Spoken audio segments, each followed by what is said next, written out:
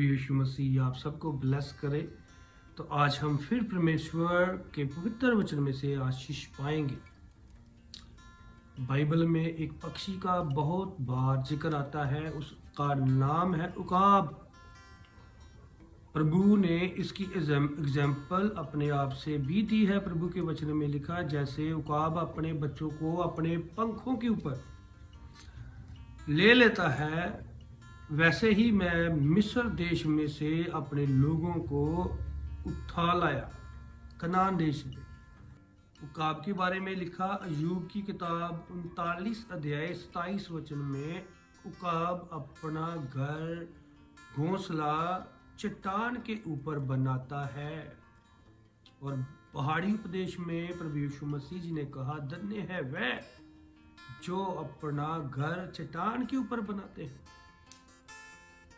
चट्टान बहुत मजबूत होती है, वो गिरती नहीं है। उकाब इसे जानता है। परमेश्वर का जो वचन है उसे चट्टान बताया गया। जितने लोग प्रभु के वचन के अनुसार चलते हैं, वचन के अनुसार अपना जीवन बिताना चाहते हैं, वो कभी नहीं गिरते। उनका घर, उनका विश्वास रूपी घर कभी नहीं टूटता, क्योंकि वो चट्टान के ऊपर रहते हैं। वो ब्लेस है। और उकाब को पता है कि ऊंचाई में जब मैं घोंसला बनाऊंगा तो वहां मेरे बच्चे सुरक्षित रहेंगे। तो उकाब संसार में नहीं रहता, ये संसार से दूर रहता है। खाना खाने के लिए नदी के पास जाएगा, तालाब के पास जाएगा, वहां से अपनी मछली पकड़ेगा। फिर कहाँ रहता है?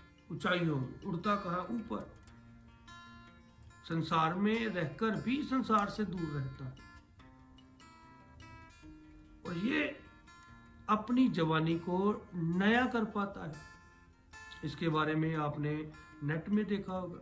ये कुछ समय बाद बूढ़ा हो जाता है, फिर ये एक प्रोसेस से गुजरता है और अपनी पहले वाली ताकत सामर्थ फिर प्राप्त कर लेता है। और इसके बारे में भी बाइबल जिक्र करती है, यशायाह 40 अध्याय 31 वचन में, जो यहोवा की बाट जोते हैं वो उकाबों की मानिंद उड़ेंगे, वो न थकेंगे। ये बाइबल में लिखा। जो यहोवा की बाट जोता है, वो कौन लोग हैं जिनका आंसर नहीं आता? वो कौन लोग हैं जो परमेश्वर का रास्ता देख रहे हैं, परमेश्वर की उड़ीक कर रहे हैं, वेट कर रहे हैं? उनको अभी एक आंसर की जरूरत है। वो आंसर प्रभु की ओर से नहीं मिल रहा, तो अब भी वो आंसर की उड़ीक में बैठे हुए हैं। तो उनके बारे में लिखा हुआ है, जो यहोवा के ऊपर भरोसा रखते हैं, जो उसके आने की उड़ीक कर रहे हैं, वो नए सिरे से बल पाएंगे। उत्पत्ति की किताब 17 अध्याय 17 वचन में वहां पर लिखा है, अब्राम हंसा।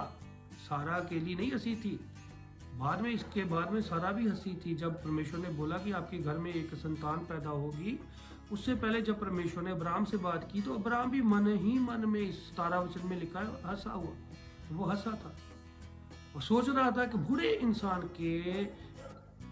बूढ़ा इंसान कैसे एक बच्चा, एक संतान पैदा कर सकता है। लेकिन वो नहीं जानता, जो यहोवा की बाट जोते हैं वो नए सिरे से बल पाएंगे। तब वो नहीं जानते थे। लेकिन जब वो परमेश्वर के ऊपर आस बनाए रहा, अब्राम तेरी संतान तारों के समान होगी, अब्राम ने विश्वास किया, उसके घर में एक बेटा पैदा हुआ। जब वो बड़ा हुआ, थोड़ा बड़ा हुआ, उसकी माँ चल बसी, तो सारा इस संसार में नहीं रही, तो अब्राम ने बाद में शादियां की। अब्राम ने और भी बच्चे पैदा किए। वो जो कह रहा था कि अब 100 साल का मैं हो गया हूं, अब मुझसे संतान कैसे पैदा होगी? लेकिन बाट किसकी जोता रहा? 25 साल किसकी ओर ताकता रहा? परमेश्वर मुझे आशीष देंगे, प्रभु मुझे बढ़ाएंगे, खुदा ब्लेस करेंगे, मेरा आंसर आने वाला है। तो जो यहोवा की बाट जोते हैं नए सिरे से बल प्राप्त करते हैं। ये शारीरिक बल भी हो सकता है, ये आत्मिक बल भी हो सकता है। आपको कहीं जाने की जरूरत नहीं है। परमेश्वर आपको उकाबों की मानिंद कर देंगे अगर आप अभी तक परमेश्वर की ईमानदारी के साथ वेट कर रहे हैं। चाहे आपको अभी तक आंसर नहीं मिला, परमेश्वर की ओर से आपका समय आने वाला है। परमेश्वर एक एक सेकंड का हिसाब देंगे आप। और तीसरी बात, पहली थी हमने देखी पहाड़ के ऊपर रहता है, दूसरी वो नए सिरे से बल प्राप्त करता है उकाब।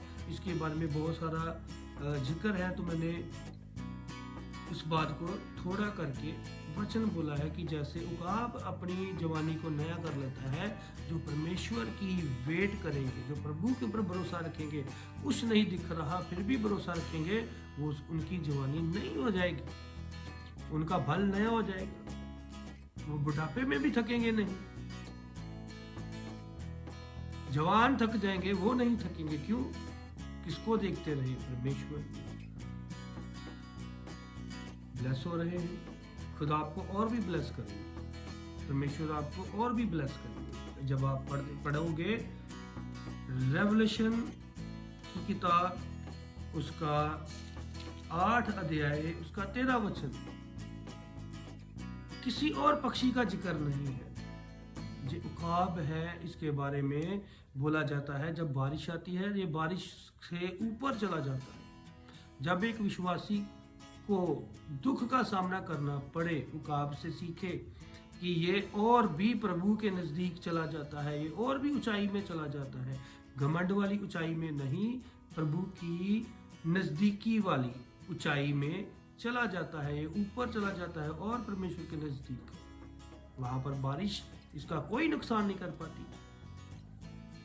जब आपको दुख आए, मुसीबत आए, कहाँ जाना है? और प्रभु के नजदीक। रेवलेशन की किताब 8 अध्याय, उसका 13 वचन। तो वहां पर जब आप पढ़ते हैं तो आपको मिलेगा कि एक उकाब उड़ता हुआ आता है और उसे पता है कि स्वर्ग में अब क्या होने वाला है, किसी और पक्षी को नहीं पता।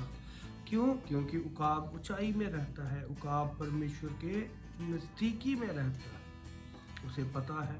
तभी तो बोल रहा है, हाय हाय धरती वालों, 4 स्वर्गदूतों ने तुरियां फूंक ली है, अभी 3 बाकी हैं। तो सब किसे पता है? उकाब, जो परमेश्वर की नजदीकी में रहते हैं, जो परमेश्वर के पास रहते हैं, जो उकाब है, वो ही बोल पाए। और उकाब की आवाज कितनी दूर तक सुनाई देती है। जो परमेश्वर के लिए बोलेंगे, जो खुदा के कामों को करने के लिए तैयार हैं, संसार से दूर रहते हैं और परमेश्वर वचन के ऊपर अपना घर बनाते हैं, कुछ भी हो जाए वो वेट करते हैं, यहोवा की बाट जोते रहते हैं। परमेश्वर उन्हें नए सिरे से ब्लेस करेंगे, नया बल देंगे। और जो कहना है किसी को पता नहीं, उनके पास होगा। कहाँ रहते हैं भाई? काश में ऊपर। जब बारिश आती है भीगते नहीं है, समस्या आती है, उकाब और ऊपर चला जाता है, बारिश के ऊपर चला जाता है। तो विश्वासी को क्या सीखना? मुसीबत आए, दुख आए, खुदा को नहीं छोड़ना और प्रभु के नजदीक चले जाना है। तो प्रभु इस वचन के द्वारा आप सबको ब्लेस करें, सबको जरूर।